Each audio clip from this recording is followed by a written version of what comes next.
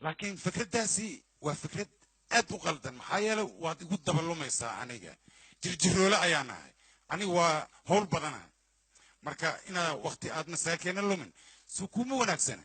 aan isfahamno aniga haddaad fahamtid waa naaxaysaan kuuri heer sarena waad noqonaysaa xisbigaana waa kugu wareejinaya hoy xisbigaa ka hadlaysaa oo adiga aad wadatid xisbigaa aa wadatid suuciga ii sheeg ya war adiga xisbi tuuganimo aa wadatay 4 saacaad jaanis heshay war adiga waxaad tahay waa la yaqaanaa tuugaa tahay truufatoraa tahay khaa'inaa tahay wax walbaa lagu yaqaanaa aad tahay marka dadka aad gaadaysid bes adiga intaan kaa aamusanay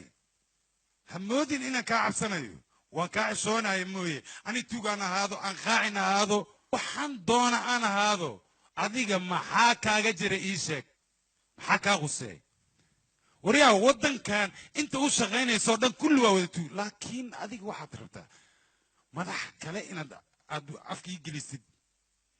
adiga aniga soo ima dhihin tuugaa tahay waanahay yaa wax iga qaadi kara taro xataa ma dhihino waanahay yaa wax iga qaadi kara ii sheeg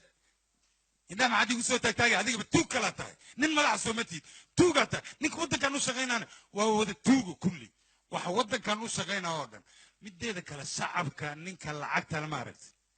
sidii naagiyoo kale ayay igu heesayaan ma fahamti adigana anaad ii heesaysaa waa ku tusiyaa inaad ii heestaan ku yiri ballan waayo ballanan inaad adigana aad ii heesid